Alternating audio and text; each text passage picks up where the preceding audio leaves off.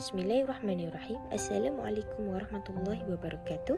Saya Nur Fitriah binti Abdul Karim dari Ijazah Pendidikan Sekolah Rendah dengan kepujian setiap rakyat Malaysia dilindungi oleh Perlembagaan Persekutuan. Dokumen ini bukan sekadar undang-undang negara, tetapi juga menjamin hak asasi setiap individu. Dalam video ini, kita akan melihat beberapa hak penting yang dijamin oleh Perlembagaan Persekutuan serta bagaimana ia memberi kesan kepada kehidupan seharian kita.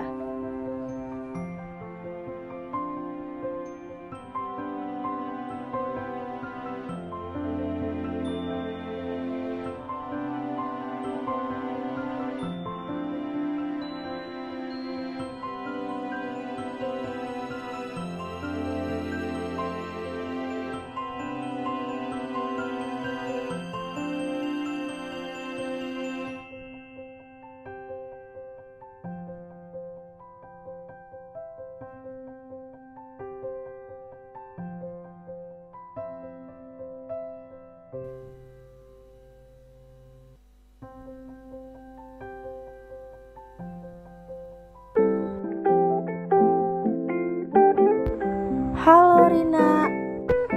Gak nyangka ya ketemu kamu di sini. Iya, kamu apa kabar?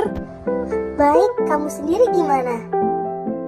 Baik, kamu mau kemana? Aku lagi ada janji di sini. Oh ya, aku buru-buru, aku duluan ya. Dadah Rina. Oh ya, dadah.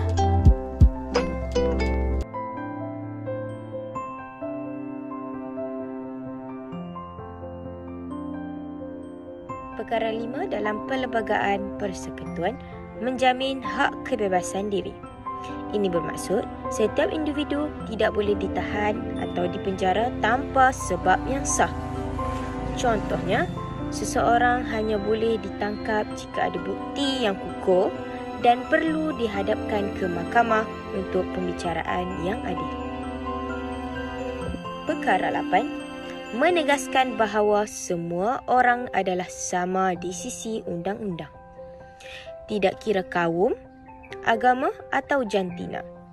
Setiap individu berhak mendapat layanan yang adil dalam pendidikan, pekerjaan dan perkhidmatan awam.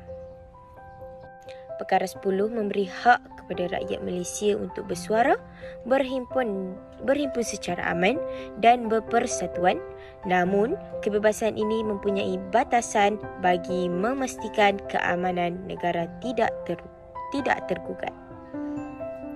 Perkara 12 memberi hak kepada semua rakyat Malaysia untuk mendapat pendidikan. Tiada sesiapa boleh dihalang daripada mendapat pendidikan atas sebab bangsa, agama dan jantina. Masa saya kerja sebagai kru restoran dulu, saya pernah uruskan lebih daripada 100 orang customer yang datang ke restoran dan saya akan pastikan customer berpuas hati dengan perkhidmatan saya. And 6 bulan lepas, saya dianugerahkan sebagai Staff of the Month selama 2 bulan berturut-turut. Jadi, saya dapat tanggungjawab baru untuk menjaga stok di restoran. So, korang nampak kan jawapan tadi? Berdasarkan jawapan tadi, korang boleh nampak yang dia seorang pekerja yang bagus, capai KPI and pernah dianugerahkan sebagai Staff of the Month.